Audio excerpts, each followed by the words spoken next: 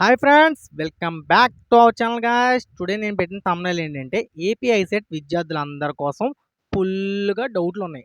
ఆ డౌట్లన్నీ తీర్చడం కోసం ఫుల్ వీడియో చేస్తున్నాను.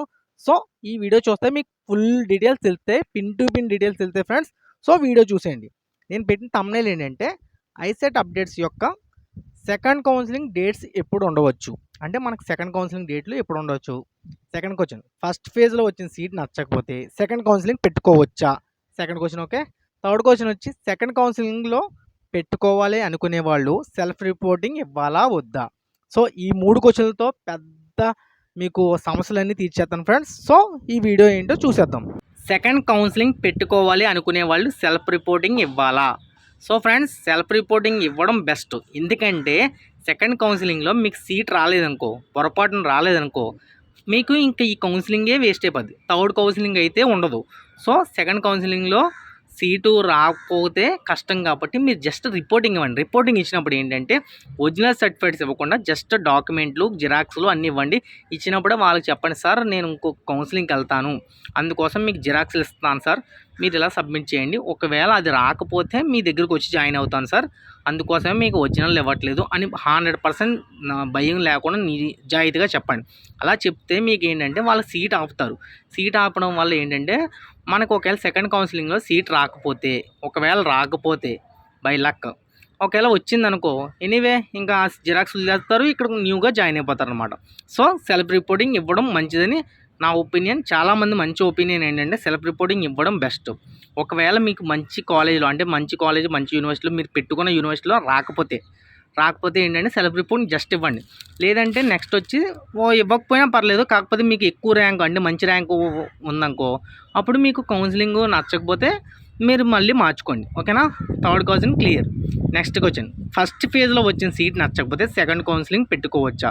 సో ఫ్రెండ్స్, ఫస్ట్ ఫేజ్లో వచ్చిన సీటు ఒకవేళ మీకు వేరే యూనివర్సిటీలో వచ్చిందనుకో, సీటు మీకు నచ్చలేదు అనుకోండి, సెకండ్ కౌన్సిలింగ్ పెట్టుకోవచ్చు. ఆ సెకండ్ కౌన్సిలింగ్ కూడా మనకి ఎందుకంటే సెకండ్ కౌన్సిలింగ్ పెట్టుకున్నప్పుడు ఏంటంటే ఫస్ట్ ఫేజ్లో సీట్ రాకపోవడం వల్ల పెట్టుకుంటాం కాబట్టి ఫస్ట్ ఫేజ్లో వచ్చిన సీట్కి మీరు సీట్ అలాట్మెంట్, అంటే సీటు కౌన్సిలింగ్ రిపోర్టింగ్ ఉంటుంది కదా, సెల్ఫ్ రిపోర్టింగ్, దానికి ఇస్తే ఎంతో ముఖ్యమైనది అన్నమాట. ఎందుకంటే సెల్ఫ్ రిపోర్టింగ్ ఇవ్వడం వల్ల అక్కడ సీట్ కన్ఫర్మ్ అవుతుంది. కన్ఫర్మ్ అయినప్పుడు మీకు సెకండ్ కౌన్సిలింగ్ పెట్టుకున్నప్పుడు సీటు ఇక్కడ పెట్టుకున్నప్పుడు, ఈ సెల్ఫ్ రిపోర్టింగ్ పెట్టుకున్నప్పుడు అక్కడ సెల్ఫ్ రిపోర్టింగ్ అవ్వడం వల్ల ఆ సీట్ ఉంటుంది. కాబట్టి మీరు సెకండ్ కౌన్సిలింగ్కి వెళ్ళి ఈ సీట్ కానీ రాలేదనుకో, సెకండ్ కౌన్సిలింగ్లో ఎక్కడ సీట్ రాలేదనుకో, అంటే మీకు ఇప్పుడు ప్రతి ఒక్కరూ మంచి కాలేజీలు పెట్టించుకుంటున్నారు కాబట్టి సీట్ రాకపోయిందనుకో, మీరు ఫస్ట్ కౌన్సిలింగ్లో పెట్టుకున్న సెల్ఫ్ రిపోర్టింగ్ ఇచ్చిన సీటు మిగులుతుంది కాబట్టి మీ పీజీ కంప్లీట్ చేయొచ్చు. సో ఫ్రెండ్స్, ఫస్ట్ ఫేజ్లో వచ్చిన సీట్ నచ్చకపోతే సెకండ్ కౌన్సిలింగ్ పెట్టుకోవచ్చు. అలాగే ఏంటంటే సెల్ఫ్ రిపోర్టింగ్ ఇవ్వచ్చు. ఇచ్చినప్పుడు మాత్రం జిరాక్స్లు మాత్రమే ఇవ్వాలి, ఒరిజినల్స్ మాత్రం అస్సలు ఎట్టి పరిస్థితుల్లో ఇవ్వకండి. ఎందుకంటే మనకి ఫస్ట్ కౌన్సిలింగ్లో ఒరిజినల్స్ ఇచ్చారంటే వాళ్ళు రిటర్న్ ఇవ్వరు. రిటర్న్ ఇవ్వకపోతే ఒకవేళ సెకండ్ కౌన్సిలింగ్లో సీట్ వచ్చిందంటే మనం ఏం చేయలేం. కాబట్టి ఫస్ట్ కౌన్సిలింగ్లో సీటు వస్తే మాత్రం జస్ట్ సెల్ఫ్ రిపోర్టింగ్ ఇవ్వండి జిరాక్స్లతో. ఓకేనా? నెక్స్ట్ వచ్చి third question, the very very crucial question ఏంటంటే సెకండ్ కౌన్సిలింగ్ డేట్స్ ఎప్పుడు ఉండవచ్చు? సెకండ్ కౌన్సిలింగ్ డేట్స్ ఎప్పుడు ఉండవచ్చు అంటే మీరు ఫస్ట్ కౌన్సిలింగ్ సెల్ఫ్ రిపోర్టింగ్ ఇచ్చిన వారం 2 వారాల్లో సెకండ్ కౌన్సిలింగ్ డేట్స్ వచ్చేస్తాయి. So friends, second counselling dates వచ్చినప్పుడు మాత్రం చాలా జాగ్రత్తగా ప్రతి ఒక్కరూ మంచిగా కాలేజీలు పెట్టుకోవాలి. మంచి మంచి కాలేజీలు ఎలా పెట్టుకోవాలంటే మనకు 3 కేటగిరీలు ఉంటాయి: రెగ్యులరు, ఎస్ఎఫ్, ఎస్ఎస్.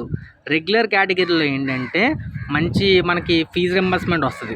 ఎస్ఎఫ్ కేటగిరీలో ఏంటంటే ఫీజు రింబర్స్మెంట్ వస్తుంది, మనం కట్టాలి, అది కూడా డబల్స్లో వస్తుంది అనమాట, అంటే త్రిబుల్స్లో కానీ, అంటే ఎక్కువ. ఇప్పుడు 10,000 ఫీజు అనుకోండి, 30,000 వస్తుంది అనమాట.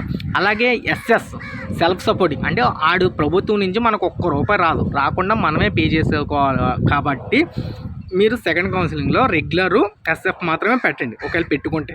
ఓకేనా ఫ్రెండ్స్? రెగ్యులరు, ఎస్ఎఫ్, అంతేకాని ఎస్ఎస్ మాత్రం ఎట్టి పరిస్థితుల్లో పెట్టకండి. సెల్ఫ్ సపోర్టింగ్ మాత్రం ఎట్టి పరిస్థితుల్లో పెట్టకండి, ఎందుకంటే మన డబ్బులు వేస్ట్ అవుతాయి అన్నమాట. సో ఇది ఇన్ఫర్మేషన్. ఇంకేమైనా డౌట్లు ఉంటే కామెంట్ చేయండి ఫ్రెండ్స్, నేను రిప్లై ఇస్తాను. ఎనీవే అందరికీ మంచిగా సీట్ రావాలని కోరుకుంటున్నాను. All the best friends. ఒక్కసారి మాత్రం నేను చెప్పింది ఏంటంటే సెకండ్ కౌన్సిలింగ్ పెట్టుకునే వాళ్ళకి ఫస్ట్ కౌన్సిలింగ్లో వచ్చిన సీట్ కోసం సెల్ఫ్ రిపోర్టింగ్ ఇవ్వండి.